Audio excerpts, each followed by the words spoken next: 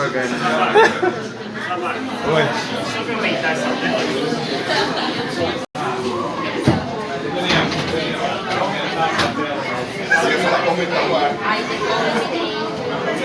Não dá pra aumentar. Não dá. Por causa da distância. Mas tá bem, a sala é pequena. A parte de dados vai ser...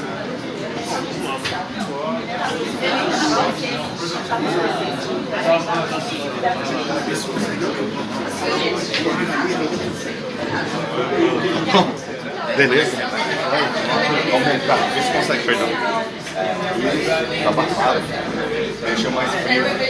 Vê se não tá pra cima.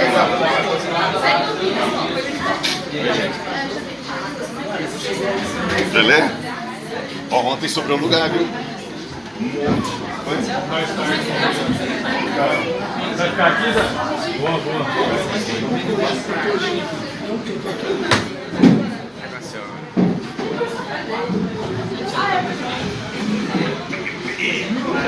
Bom dia, pessoal. Bom dia.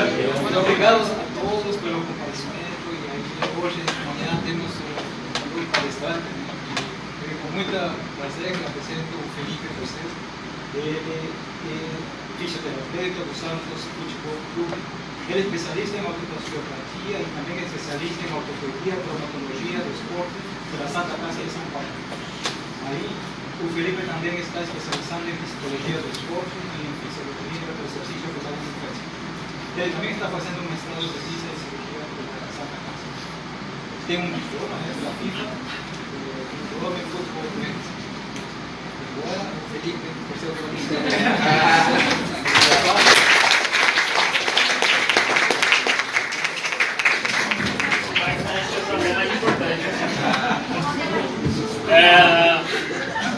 Está funcionando aqui, beleza. Bom, vamos lá. Primeiramente é um prazer enorme estar aqui nesta manhã em São Paulo. Um pouquinho de frio. Vai gravar tudo? Tô fazendo uma live. Um pouquinho do que é o frio de São Paulo. Sair de Santos nesse 20 e poucos graus, já pra gente lá já é frio. Já estou acostumado lá. Antes que eu inicie, eu tenho que agradecer de fato a várias pessoas, aos parceiros de trabalho, né, que estão compartilhando ideias e fazendo com que qualquer ideia aplicada à prática ela seja muito bem discutida antes de fato de ir para o campo, né? Antes de ir literalmente para o campo. Existem várias pessoas que participam dessa coleta de dados, dessa troca de informações. E antes de tudo também gostaria de agradecer ao Sabag, que foi meu professor lá em Flores da linha. Não que você esteja velho, né? Meu pai tá mais. Parece que eu tô ficando velho. Gostaria de agradecer, tem alguns alunos, algumas caras conhecidas aí também. Um beijo por aí. Agradecer o Pedro, hoje o cameraman aí do ao vivo. Hoje o Pedrinho foi estagiário lá na Portuguesa e hoje ele assume hoje ele assumiu a Portuguesa lá, o feminino, a categoria do feminino. Então muito feliz por essa conquista dele também, certo? Então parte desse conhecimento vem dessas pessoas e mais mil outras que eu estou esquecendo. Vamos lá. Antes de fato a gente começar do porquê eu escolhi esse tema, porquê eu escolhi o posterior e porquê que a gente vai se aventurar em falar só sobre os isquios tibiais, a gente precisa entender o porquê que um atleta ele pode vir a se machucar. A partir do momento que a gente entende o porquê ele pode vir a se lesionar, a gente consegue esclarecer algumas ideias até mesmo sobre o posterior. Primeiro a gente, nesse flowchart aqui, vamos entender uma coisa. Se foi uma lesão por contato, isso pode ser um provável acidente. Pode ser um provável acidente, né? Se não foi uma lesão por contato, a primeira coisa que a gente precisa entender são as relações das cargas agudas e das cargas crônicas, e o que de fato vem a ser isso. Hoje no esporte, em vários esportes, não só no futebol, a gente tem uma proximidade muito grande desse conceito de carga aguda e carga crônica, que é basicamente o cara, ele treinou, o atleta treinou, ele vai dar uma nota de percepção de esforço para aquele treino, quanto ele cansou naquele treino, de 0 a 10. Nisso, na semana, a gente pega a carga aguda, a gente pega a carga aguda e essa carga aguda ela tem que ser menor que 0,8, né? E a carga crônica ela vem a ser a 1,3, ou seja, da média de 4 semanas. Né? Então, pegando essa média, ele tem que ficar 0,8 a 1,3. Então, a gente faz essa média. Se o atleta ficar nessa entre 0,8 e 1,3, a chance dele se machucar é muito menor. Se não foi por causa disso, se na última semana, em relação a essa, você aumentou 10% da carga de treinamento, de volume, de intensidade, ou de qualquer capacidade física que você está pensando no seu treinamento, ou do treinamento que o técnico propôs, enfim. Se não foi por isso, se as cargas da semana são periodizadas, né, então se o técnico, junto com o preparador físico, com toda, na verdade, a comissão técnica, a coordenação da preparação física, eles fazem a periodização dessas cargas, desse treinamento. Né? O importante é uma competição, a gente está visando uma competição lá no meio do ano. Quando que eu devo começar com o treino de força, quando eu devo começar com o treino de potência, já posso começar logo de cara? Se esses períodos de recuperação são adequados. Hoje está muito em alto em falar em recovery, né? Não é nada mais do que uma recuperação. Você fez um treino, parte do treinamento também é recuperar. Aquele músculo ele precisa se recuperar. Músculo, tendão, cada tecido tem uma carga diferente, corresponde a uma carga diferente e ele se adapta a uma carga diferente. E isso a gente vai falar um pouquinho mais pra frente, que isso vai influenciar de fato no posterior também. Se não for por isso, se diferentes jogadores estão com a mesma lesão, né? Chegou uma semana, determinada semana, só um exemplo, 4 atletas estão com lesão no adutor, 4 atletas tiveram lesão na panturrilha. Será que isso é comum? Será que isso modificou alguma coisa? Se não foi, pode ser por um novo estímulo completamente diferente na última semana.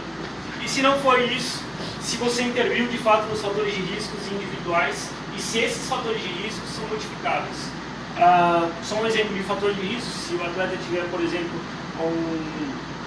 um déficit cognitivo onde que ele tenha uma disfunção mecânica do membro inferior, uma disfunção de valvo dinâmico, como algumas pessoas falam, se isso é modificável ou não.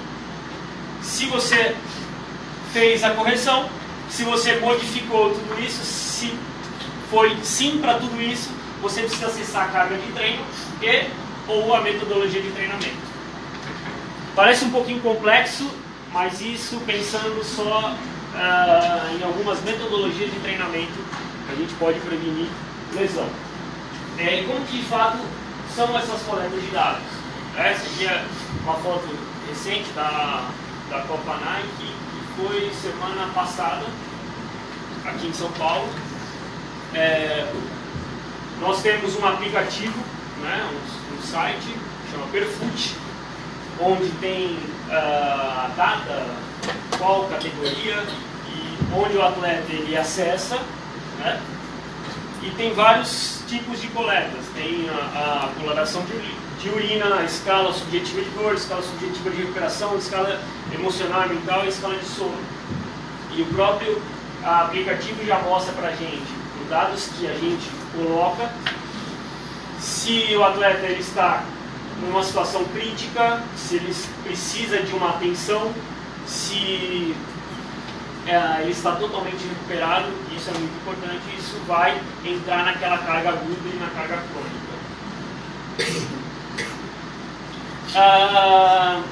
Como que funciona qualquer estratégia de prevenção? Tá? Isso aqui é só um exemplo de estratégia, não de fato vai funcionar para os isquiotibiais, se vai funcionar, é uma outra questão. Existe uma avaliação prévia, aqui é só um exemplo de uma das avaliações que são feitas pelo pessoal da fisiologia, né, do LabFoot, lá do Santos, que é o Marcelo e o Gabriel. Eles fazem todas as avaliações junto com o pessoal da fisioterapia e, mediante a isso, temos alguns atletas que estão numa base, atletas que estão abaixo dessa linha, né? Então atletas que estão apresentando algum risco e que precisam serem feitos algumas intervenções. E existem algumas deficiências que são do grupo todo, né? Mediante a isso, a gente faz um programa semanal de prevenção baseado nessas disfunções e algumas que a gente vai avaliando no decorrer do campeonato, né? No decorrer dos treinos. Então, aqui também é um aplicativo, né? Só aplicativo. Tanto que hoje um melhor aparelho para o fisioterapeuta é um celular. Se você tiver um celular bom, você está bem atualizado, né? Não precisa ser nem que ser bom, só precisa ter acesso à internet e já está tudo certo. Esse aplicativo chama Tactical iPad, onde você consegue programar o seu treinamento, e isso eu mando para o técnico, mando para o preparador físico, a gente junto senta e vê qual que é a melhor opção de estratégia de treinamento, certo? E aí a gente coloca isso em prática.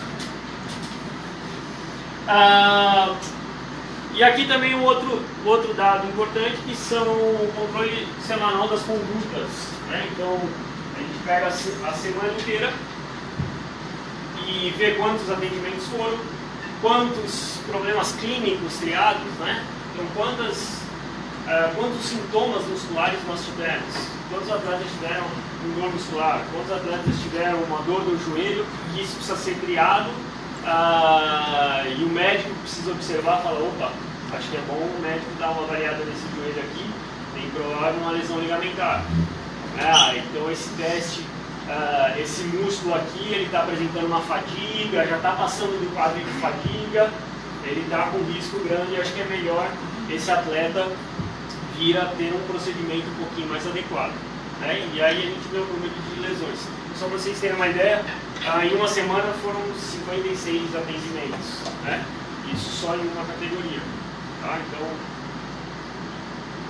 mas não que isso de fato, só para voltar aqui,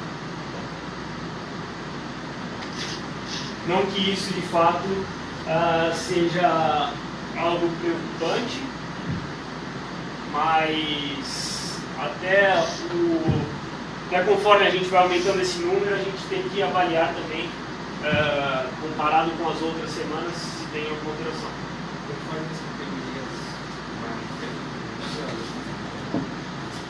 Varia um pouco, tá? Ele perguntou se conforme vai mudando as categorias, vai aumentando o número de lesões. Aqui não são lesões, né? De fato, são só atendimentos. Então você foi lá, você estava com um incômodo no posterior, né? Um grau zero de dor muscular, um quadro de fadiga, e fez uma intervenção. Então isso de fato tem a ver com o PIB. Por isso que o número de lesão e essa lesão musculoesquelética tem que ser muito bem definido pelo departamento médico, qual que é a definição de lesão que se utiliza, porque na literatura tem várias, certo? E aí, pensando em tudo isso,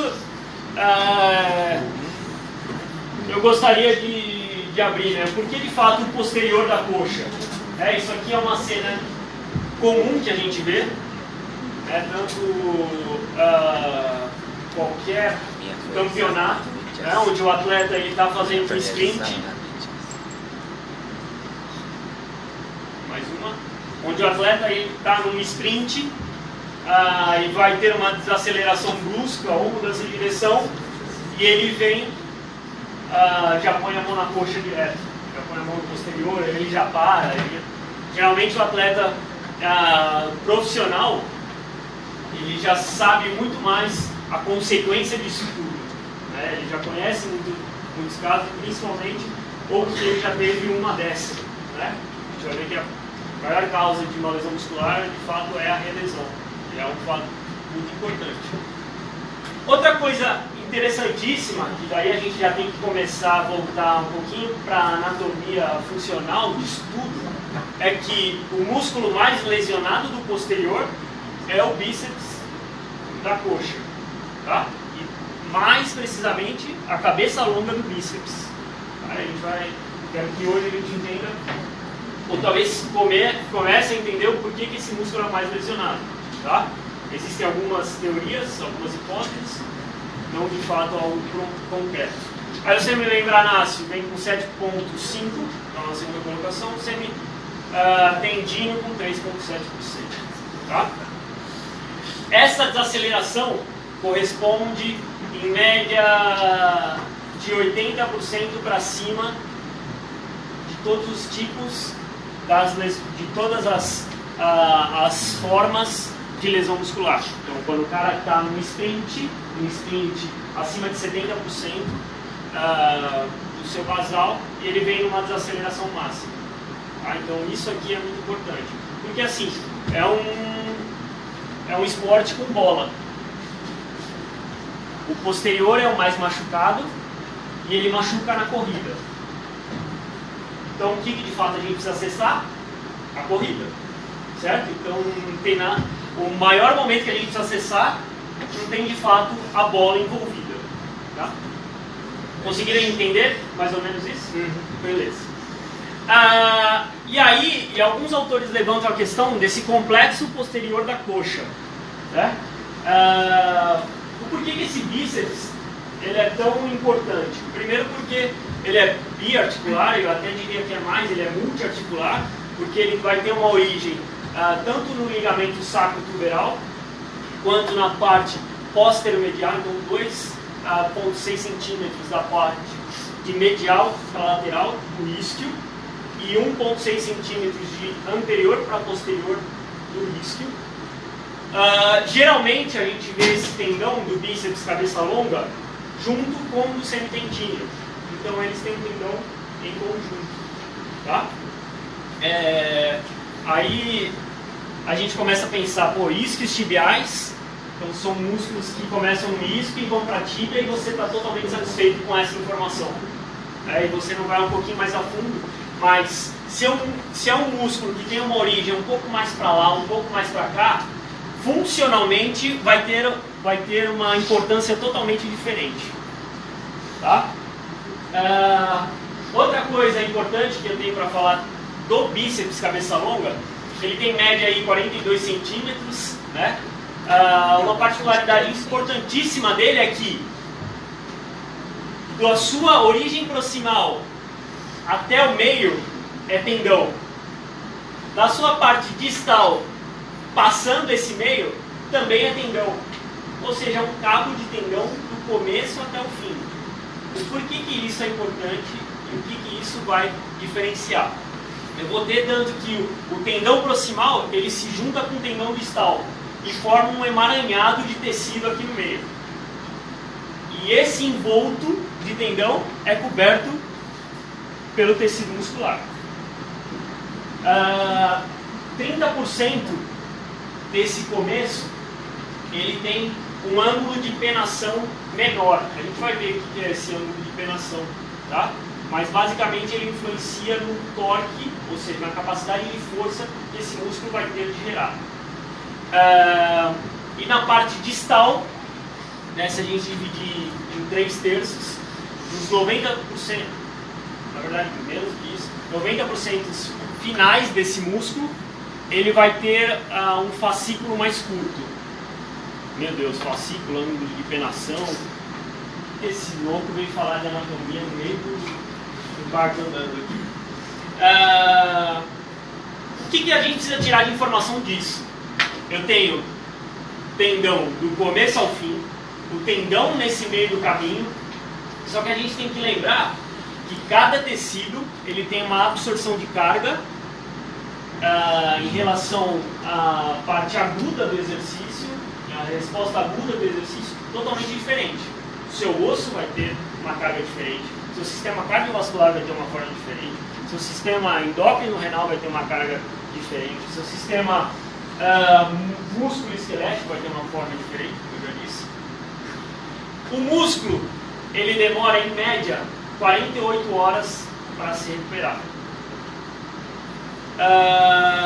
O tendão, ele vai começar a se regenerar depois de 72 horas.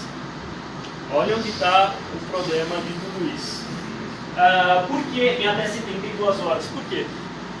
Se eu faço um estímulo agudo, em até 48 horas eu tenho uma perda de colágeno. Tanto que um dos melhores aparelhos hoje de eletrotermofototerapia, que hoje eu nem vou abrir muita questão, porque está muito no começo os estudos, o melhor aparelho até de recovery, dessa recuperação, porque todo mundo só vê a botinha, só vê a britadeira, né? A TeraGun, vê um monte de aparato. Um dos melhores aparelhos que tem para recuperação é o laser. E hoje existe um laser com um cabeçote desse tamanho, um cluster gigantesco, onde ele tem uma função diretamente nisso aqui. O que isso a gente pode levar para a nossa prática? Se eu faço um treino de salto na segunda-feira, eu já consigo fazer, pensando nesse bíceps da coxa, eu fiz um treino de arranque de salto na segunda-feira, eu consigo fazer na terça-feira. O que vai acontecer com esse músculo? Vou ter mais perda de colágeno ainda. Né? Então ele vai entrar mais no quadro de fadiga ainda, e isso vai repercutir diretamente na função desse músculo. E eu acrescento mais uma parte nesse complexo posterior, onde eu gosto de chamar de complexo posteromedial da coxa. Alguns autores, eles vão acrescentar não só o bíceps, não só os isquiotibiais como participante desse complexo posterior. Alguns autores incluem também o adutor magno e o adutor longo. Perdão, o adutor magno. Por que o adutor magno? As fibras posteriores do adutor magno, elas têm uma ligação comum na tuberosidade isquiática, e principalmente as fibras posteriores, elas vão ter uma função parecida com o bíceps cabeça longa. Por que isso? E da onde que eu tiro essa ideia, da onde que eu começo a pensar nisso? Além do posterior, a segunda maior causa de lesão no futebol está na região da virilha, e principalmente a lesão muscular do adutor. Então, eu tenho o posterior e eu tenho o adutor. Eles têm uma anatomia muito parecida nessa região. Em relação à sua funcionalidade, além dessa ligação anatômica, eu tenho uma inversão de ação totalmente importante. Quando eu estou no máximo de flexão, o adutor, ele também é extensor. Quando eu estou no máximo de extensão, ele vem a ser a flexor. Então, pense o quanto é importante no mecanismo de corrida. Já que o mecanismo de corrida é a principal lesão do futebol. É a principal forma de lesão do futebol. Então, a gente tem que intervir e pensar em tudo que é importante aqui. Então, o fortalecimento de adutor, ele pode vir a ser uma forma de prevenção dos isquiotibiais. Certo? Existe algo descrito na literatura? Não. Tá? E aí onde começam alguns questionamentos sobre o porquê. Porque é muito fácil, assim, lesão de isquiotibiais. Vamos prevenir lesão de isquiotibiais. Vamos fazer exercício de posterior. Né? Senão seria um monte de macaco treinado, a gente não precisaria vir para a universidade. Né? Tô com dor no ombro. Vamos fortalecer o ombro. Vamos fortalecer o ombro e dá tudo certo. Vamos prevenir lesão de lombar. Vamos fortalecer só o core e dá tudo certo. Não é bem assim que a banda toca.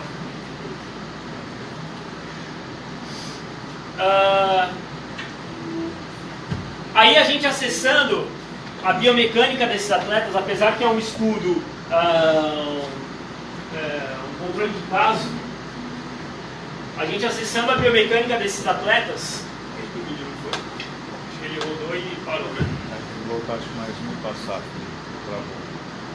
A gente acessando a biomecânica desses atletas que tem uma lesão muscular, se a gente acessar antes, né, geralmente eles vão apresentar o famoso Trendelenburg e um aumento da rotação medial de fêmur junto com a adução. Né? Então essa carga ela é muito observada. Isso aqui é só um exemplo, né? Até porque ele tem um varo dinâmico do Trendelenburg. Então a fase que mais acomete é justamente essa fase de balanço. Né? Então o que a gente precisa pensar na corrida para intervir nesse fato? Então, acessando a biomecânica, eles têm um Trendelenburg junto com uma rotação medial e adução de fêmur. E aí algumas hipóteses são levantadas, né? Existem dois tipos, basicamente, de fadiga, ou um atleta que ele está com uma fadiga por conta de treinamento, ou ele tem uma fraqueza induzida pela fadiga. Né? Então, esse artigo aqui, ele ajuda a esclarecer algumas coisas, porque eles levantam a hipótese de que essa fadiga do posterior, ela tem que vir a ser compensada pelo glúteo, né? Para justamente a produção de força no plano horizontal. E justamente cuida dessas rotações. E isso, em teoria, o glúteo não consegue, porque se os isquiotibiais eles já estão com uma fadiga, esse artigo mostra isso, que o glúteo ele também entrou em fadiga. E se ele, como um importante extensor, o melhor músculo com vantagem mecânica para criar a extensão de quadril, não consegue, imagina os isquiotibiais. Certo? Então isso aumenta a demanda, ele não consegue, isso aumenta a demanda dos isquiotibiais. Aí entrando um pouquinho na fadiga, só para a gente finalizar aí, essa fadiga, ela é dividida em duas partes, em periférica e central, tá? Mas geralmente ela começa da periférica, onde aumenta a demanda de ATP e isso faz com que hidrogênio e lactato são jogados no interstício, e isso aumenta a acidose, né? Dá aquela queimação, aquele sinal de queimação do músculo, né? Quando você está até malhando, lá, que você sente a queimação, é por conta do hidrogênio, né? Todo mundo acha que já é por conta do lactato, mas é por conta da responsabilidade do hidrogênio. E essa acidose que vai informar o sistema nervoso central que a gente está completamente sem combustível, né?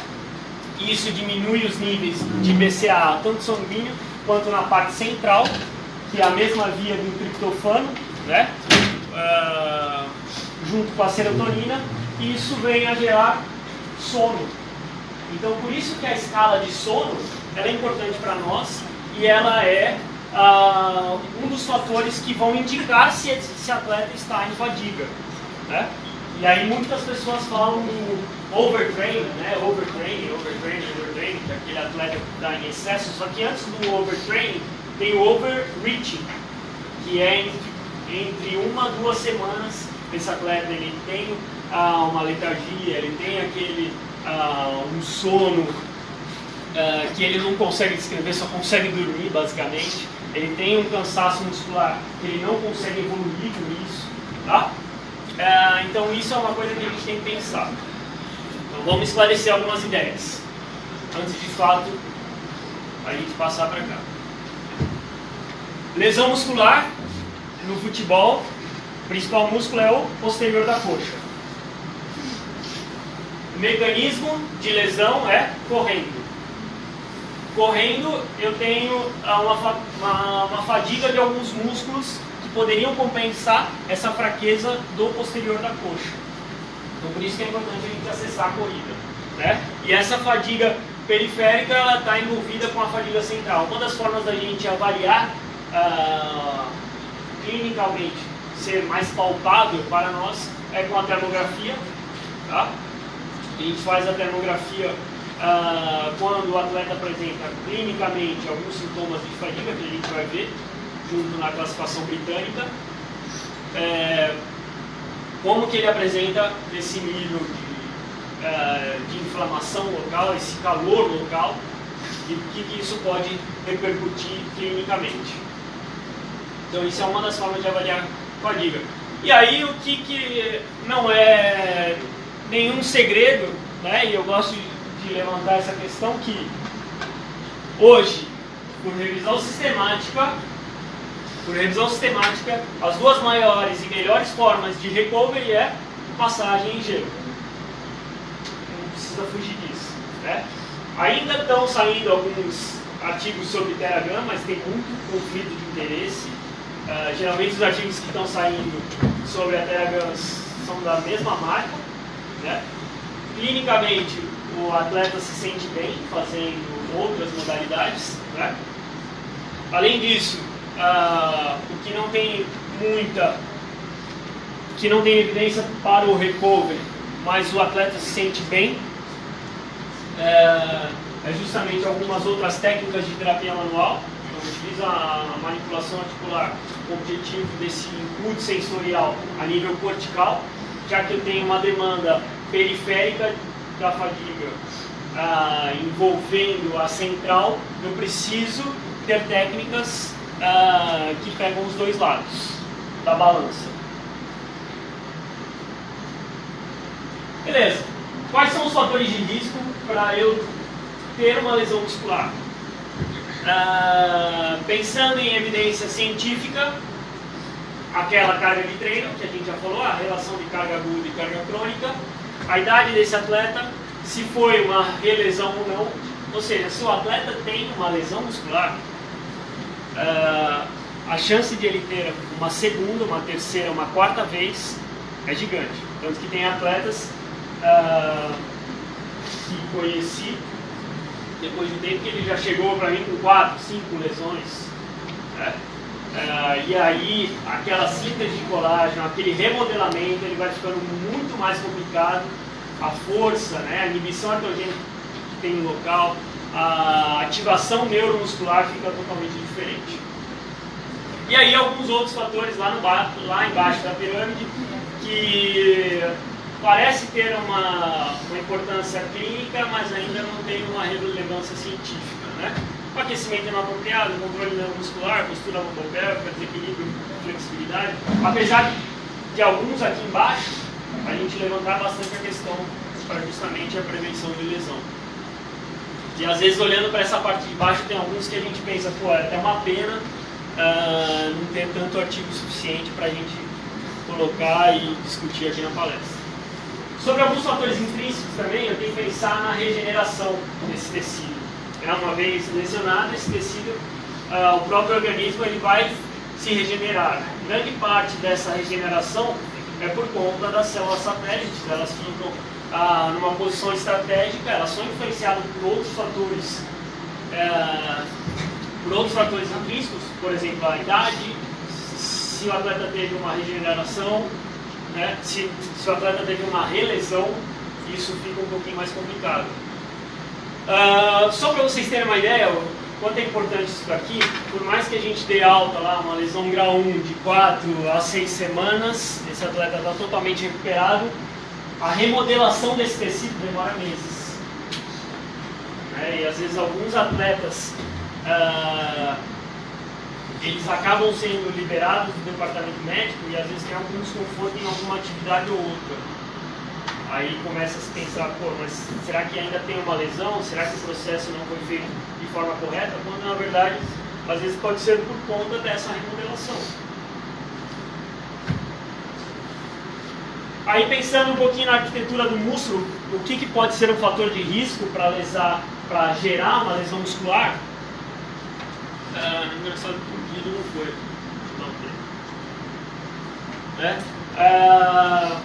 Tanto o fascículo curto quanto o ângulo de penação da camada média da face até a camada superficial, ele indica esse ângulo de penação e esse ângulo indica o sentido das fibras, ou seja, sentido da fibra que esse músculo está, consequentemente a capacidade de torque que ele vai ter de gerar um certo sentido de movimento, claro.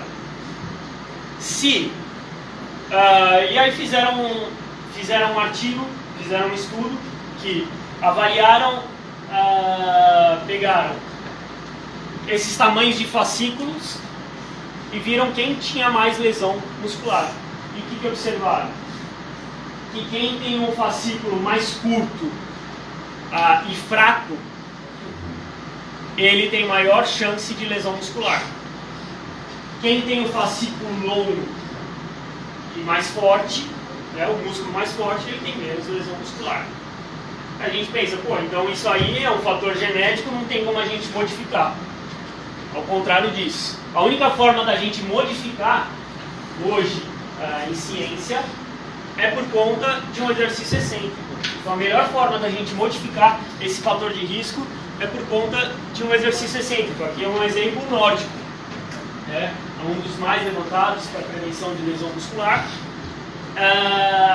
Em 4 a 8 semanas, você consegue aumentar em meio centímetro do tamanho do seu músculo.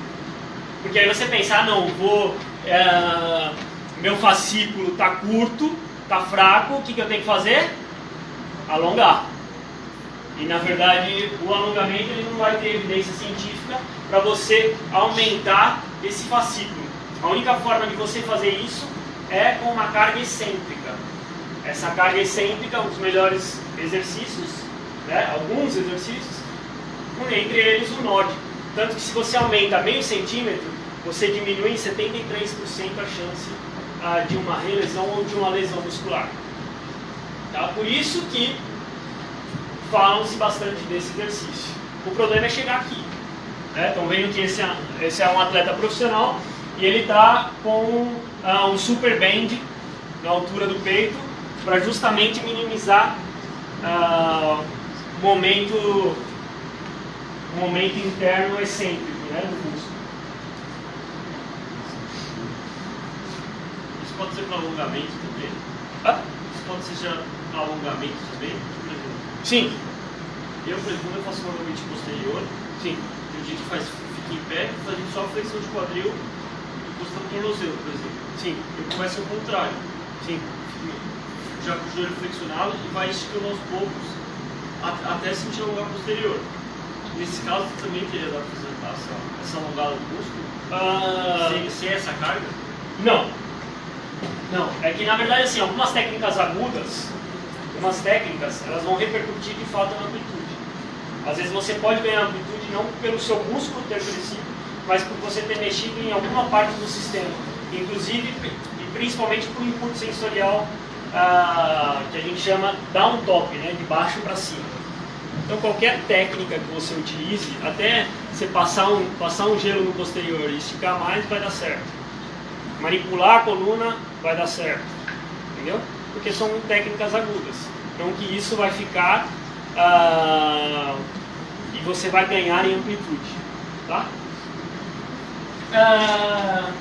Aí a gente pensa, pô, eu só tenho um celular, eu não tenho um dinamômetro isocinético, eu não tenho uma célula de carga, né? Falar na célula de carga, eu trouxe uma aqui que eu tenho só para mostrar, eu só tinha uma célula de carga. Depois eu vou mostrar para onde que eu uso ela. Esse artigo mostrou a aplicabilidade de se avaliar o nórdico com o celular, com o smartphone. Né? Por que eu trouxe isso? Por que é importante? Porque o smartphone, acho que daqui todo mundo tem celular, certo? Ele tem um índice de confiabilidade de quase perfeita relação, ou seja, se eu avaliar, se o Sabag avaliar, se o Pedro avaliar, se o Eduardo avaliar, se o professor avaliar, a gente vai achar quase a mesma coisa, se não a mesma coisa, certo? E ele tem uma mínima mudança detectável de 8 graus. Então por que isso vai ser importante?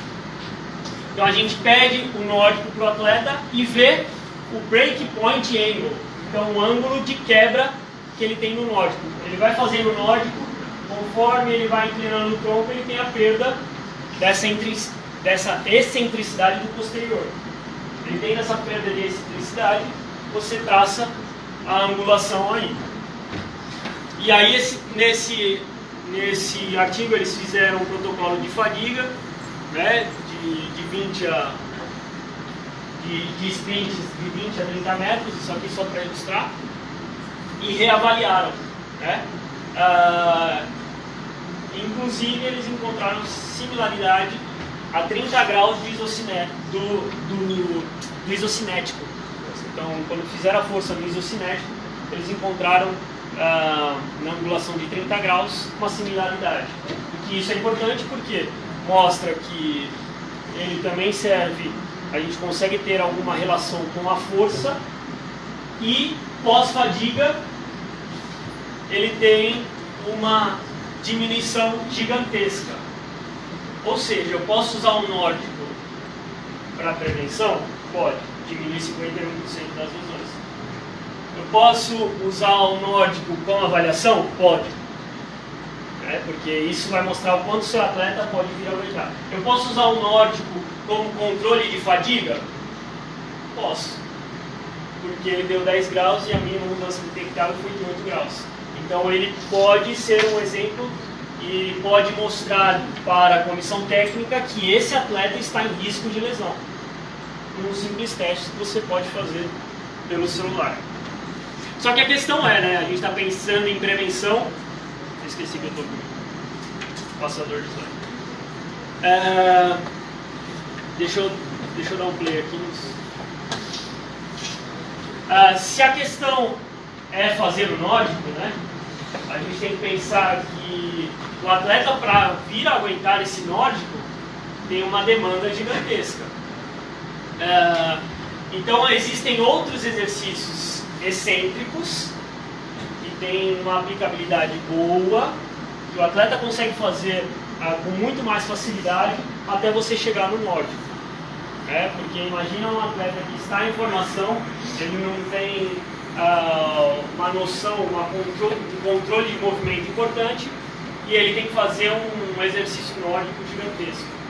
Tá? Então existe o slide board que você pode fazer, existe o nórdico com o superband, para justamente minimizar esse momento interno, né? Facilitar esse momento interno dos isquios tibiais, essa fase excêntrica, e aí para você chegar no nórdico. Tá?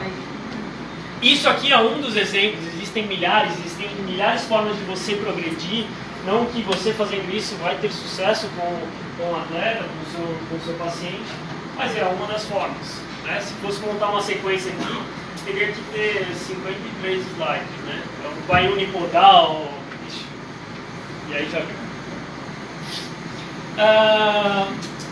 Então, nórdico é importante, beleza? Nórdico é importante para a prevenção de lesão muscular. Que classificação que a gente usa? Aí você pega assim, imagina um departamento médico discutindo uma classificação de lesão muscular desse tamanho aqui. Ia ser basicamente um mês para a gente chegar a uma conclusão do que foi uma lesão grau 1, grau 0, grau meio, enfim. Essa aqui é uma classificação proposta pelo Barcelona. E existe uma classificação que ela é muito mais usual e muito mais prática para nós, tá? Que é justamente a classificação britânica, onde ela vai dividir em A, B e C. A, ventre muscular, B, músculo tendínea e C, intratendínea. E ela vai dividir do grau 0 ao grau 4. Antigamente, de lesão muscular, a gente só tinha grau 1, grau 2 e grau 3. Só que aí vem aquele grau 1.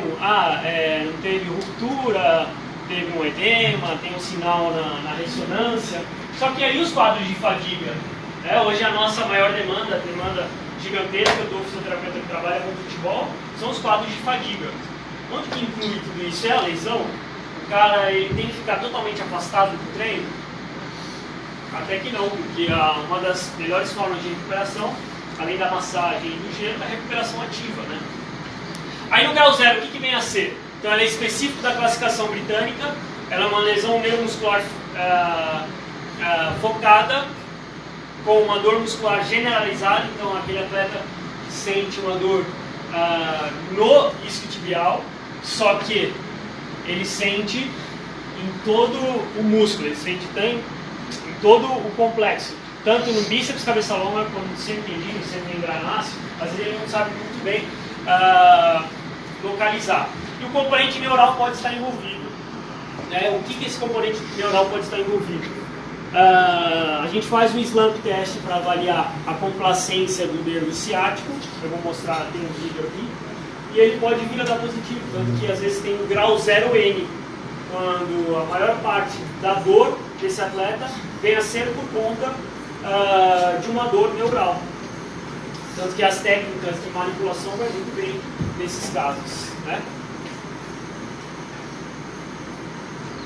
Aí o grau zero, aqui é uma forma de avaliação, então você faz toda a palpação do trajeto, né, do músculo, vê onde que o atleta sente dor.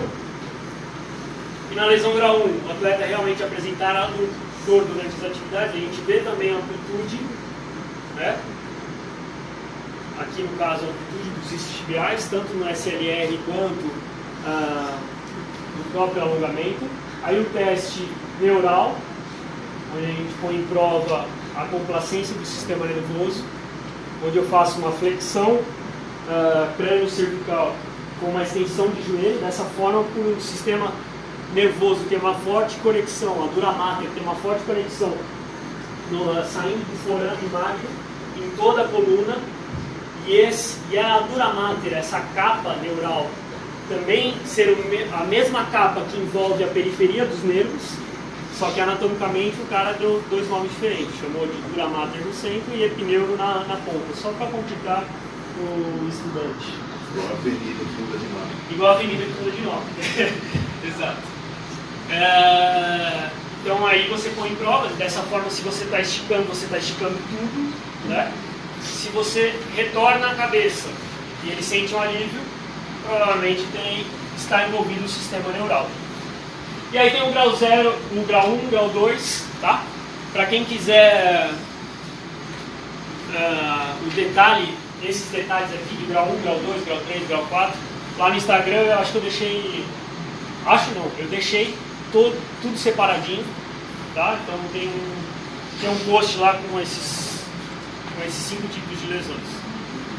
Aí grau 3 e grau 4, que vai ser aquela dor mais presente, né? Geralmente do grau 2 e do grau 3 é aquele atleta que cai no campo, não consegue mais voltar para o jogo e já sabe que deu ruim, né? Já sabe que já passa todo um filme na cabeça em relação à recuperação e por aí vai. E o grau 4 é aquele gap visível, né? Tem um buraco no músculo, tem um hematoma já importante, por aí vai.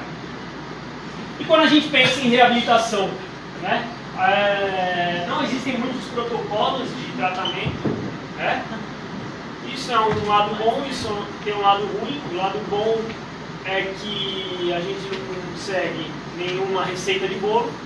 O lado ruim é que não tem norte para uma pessoa que nunca atendeu ou mesmo que quer se guiar e buscar novos tratamentos. Aqui é um modelo de Aspetar, né, um modelo de reabilitação, onde eles dividem em 6 fases, envolvendo reabilitação e a parte de retorno ao esporte, tá?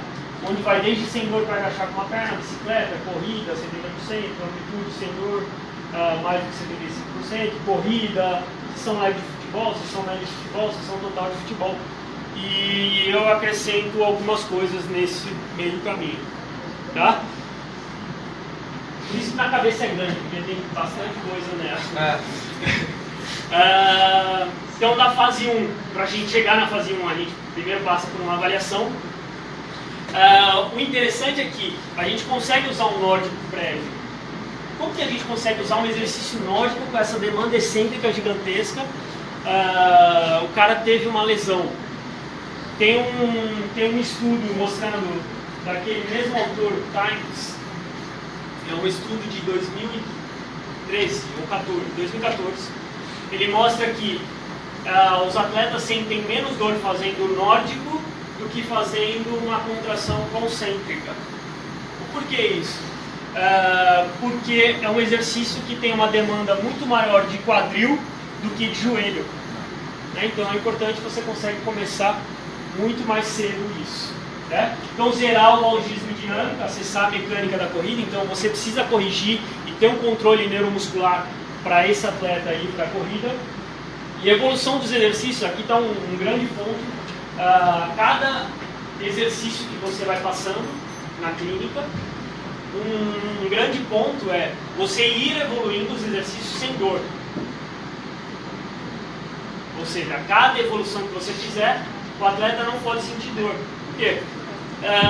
Até por uma experiência própria, a gente, na época da Portuguesa, eu acompanhava os atletas quando eles iam fazer as avaliações de imagem, e o médico, e a gente fazia alguns testes junto lá, né? A gente fazia teste concêntrico e excêntrico, e dependendo da angulação, no ultrassom tinha uma abertura maior da lesão, e era justamente quando o atleta sentia dor.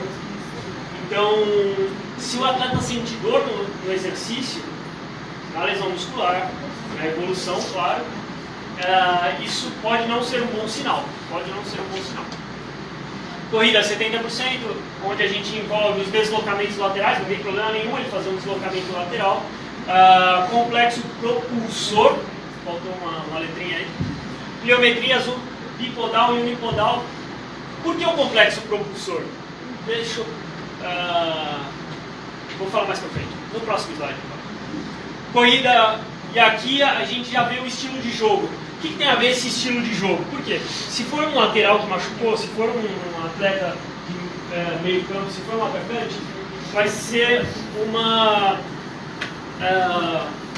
interação que ele tem com um time totalmente diferente. Para isso, você precisa, e eu recomendo que você sente com um analista de desempenho, que são as pessoas que filmam os jogos e fazem o scout técnico e físico, o scout técnico dos atletas, e ver qual que é a maior presença daquele atleta no campo, para você justamente trabalhar em cima, né, fazer uma especificidade em cima desse atleta. Trabalhos de curta distância, você já consegue fazer na fase 4. Sessão leve de futebol, você consegue fazer alguns sprints da fase 5 para a fase 6. Jogo reduzido, né, então colocar esse atleta depois da fase 5 para a fase 6 como coringa também, como se você montasse dois times, e esse atleta ele joga nos dois times, ele ataca quando o outro rouba a bola, até chegar na sessão total de futebol. Vai ter vídeo mostrando isso, tá?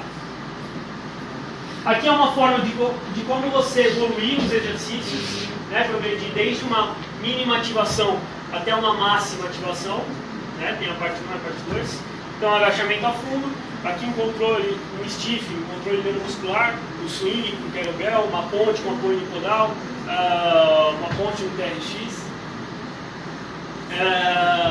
side bridge, né? Então você apoiado por calcanhar, isso ajuda bastante. Trabalho concêntrico, né? Muito importante, o nórdico, o fitball, né? Um trabalho de velocidade já bem importante, até o slide board unipodal, tá? Então isso é uma forma de você progredir nos exercícios. Por isso que eu falei, ainda bem que não tem uma receita de bolo, né? Mas aqui é uma das formas de você se guiar na reabilitação muscular. Por que o complexo propulsor? Deixa eu pôr. Se a gente está falando em corrida, né? Se a gente falou que a principal lesão é na corrida, eu tenho que pensar que existe toda uma sinergia para executar esse movimento. E a principal sinergia que acontece durante a corrida não são nada mais do que saltos unipodais. Você tem a fase aérea, então você tem saltos unipodais. Nesses saltos, a mecânica de absorção vai ser basicamente entre a sinergia de glúteo máximo, quadríceps e panturrilha. Então, se você trabalhar esses músculos, de fato você tira uma sobrecarga dos isquios tibiais. Você melhora a mecânica da corrida e você consegue trabalhar isso aqui desde o começo da reabilitação, né? Então aqui um exemplo com super, eu gosto bastante de usar super dente, acho que vocês perceberam, né? Um agachamento com um bagzinho de 10 kg, aqui um controle neuromuscular enfatizando, né, esse momento final, esse lac de extensão, e aqui um pivot press com controle neuromuscular de válvula. E aí, pensando na parte posteromedial da coxa, né, tem como você evoluir também. Você pode trabalhar esse adutor, essa mecânica de adutor, né? Aqui o slidezinho que dá para fazer no campo. Ali o exercício de Copenhagen, né? Um dos exercícios principais para prevenção de lesão do adutor. E isso é uma forma de progressão. Isso você consegue fazer desde o começo da reabilitação, pensando em tirar a carga do posterior, né? Ou seja, você consegue fazer muita coisa, tem até tanta coisa para se fazer, do que deixar o atleta parado e por aí vai destreinar esse atleta, que aí o buraco é mais embaixo. E o que a gente precisa pensar para retorno desse atleta à prática esportiva, né? Alguns pontos chaves para a gente reconsiderar. A classificação da lesão, a gente precisa pensar qual classificação de lesão que o seu departamento utiliza, individualizar as cargas físicas, né, intensidade, volume, e as demandas técnicas baseadas em posição e estilo de jogo, aquilo que eu tinha comentado, facilitar a transição de individual para trabalhos em grupos, né, então o aquecimento, ou esse atleta vai fazer um complemento, ou esse atleta vai servir de coringa em determinada parte, né, monitorar a carga interna, então sempre acompanhando a carga interna. Uma outra parte que eu não comentei, mas durante a reabilitação é importantíssimo que você calcule a carga crônica desse atleta. Por quê? Se o atleta tiver tanto abaixo de 0,8 quanto acima de 1,3, ele tem uma chance de lesão. O que é importante disso? Se ele está abaixo de 0,8, ele tem chance de lesão. Se você não fez muita coisa na reabilitação, se você destreinou esse atleta, a hora que ele voltar para a transição, ele tem uma chance de lesão gigantesca também. Tá? Então é importante que você mantenha esse atleta treinado. E considerar os fatores psicológicos, né? Reajuste com o time, retorno até o retorno para todos os 90 minutos. Né? Aqui é uma forma de avaliar o nórdico, né? Então eu coloco a célula de carga junto no pulley postos, né? Aquela brasileirada boa, até porque tem o Nordboard, existe um aparelho só para avaliar isso. Está chegando no Brasil, mas ele está em torno de R$14.000. Tem um representante agora no Brasil, tá? Então quando vocês estiverem na clínica, que vocês comprarem o Nordboard, eu vou trabalhar na clínica de vocês, junto com as avaliações de velocidade, né? Então existem as células de carga para justamente avaliar o sprint desse atleta. Então aqui uma situação de jogo, né? Uma situação de 1 contra 1 e até um sprint de 30 metros. E aí na fase 2, na fase 3, na fase 4, né? Aquele vídeo do canto superior mesmo, ele tá em velocidade aumentada, no YouTube tem ele completo. Né? Então desde uma fase de mudança de direção simples para o atleta ir ganhando confiança, aqui eu não estou pensando em treinamento de capacidade física, eu estou pensando em tirar da cabeça dele que ele está machucado, basicamente isso, né? E ele progredindo conforme. Aqui um trabalho mais individual e aqui um trabalho em grupo já, né? Então você consegue fazer um jogo, uma minutagem já importante, e além disso, dessas minutagens, né?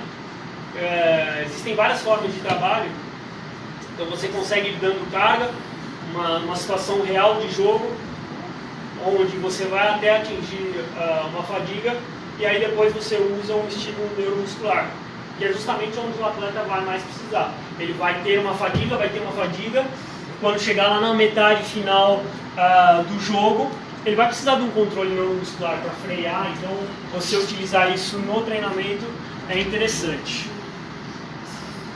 Tá?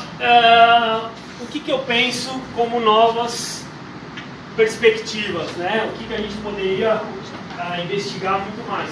Se de fato esse controle neuromuscular, essa fraqueza do complexo posterolateral do quadril, que envolve glúteo médio, glúteo máximo, músculos com função de rotação lateral, se eles vão aumentar o valgismo dinâmico, não se eles vão aumentar, mas se eles vão repercutir na demanda da cabeça longa do bíceps, se isso altera o vetor de força da cabeça longa do bíceps no plano horizontal, o que seria importante isso para o futebol. Existem algumas correlações que eu gosto, eu até tinha começado a desenvolver um trabalho junto com os analistas de desempenho, né? Então, observar o atleta antes da lesão, quais são as características técnicas desse atleta, quantos passes ele acerta, quantos chutes ele acerta, e avaliar quanto tempo depois da lesão ele retorna a pelo menos 70% disso aqui, para a gente realmente saber se eu posso dar alta ou não para esse atleta, certo? É basicamente isso que eu tinha para falar, bastante coisa. Vamos abrir para pergunta. Isso aqui é um videozinho do dia a dia, né? Como que funciona, como que é um dia a dia, tanto para a reabilitação, quanto os atletas que estão em manutenção, né? Aqui é a época da portuguesa ainda.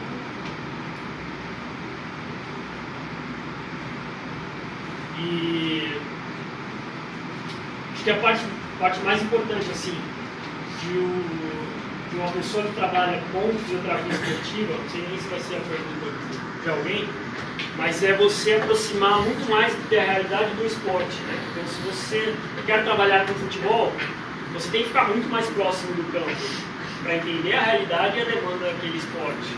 Se você vai trabalhar com luta, pelo menos você precisa entender a luta, se não praticar, né? Se não praticar. Mais ou menos isso que eu tinha para falar hoje.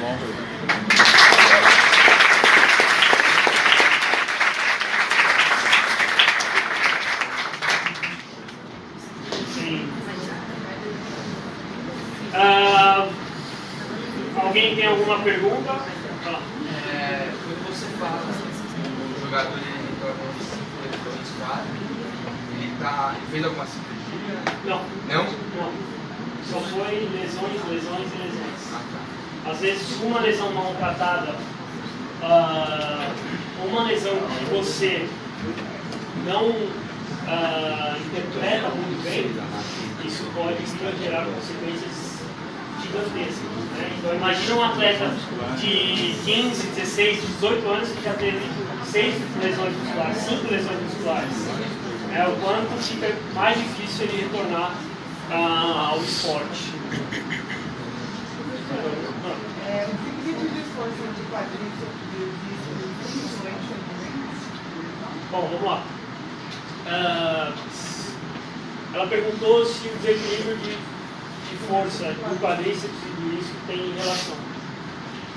A gente tem um desequilíbrio fisiológico, né? A gente tem um desequilíbrio de 2, alguns autores mostram de até que 3:1, do quadríceps mais forte do que o posterior. Não vou falar que influencia diretamente, mas que mulheres apresentam uma alteração em relação ao sexo masculino, em relação a essa fraqueza,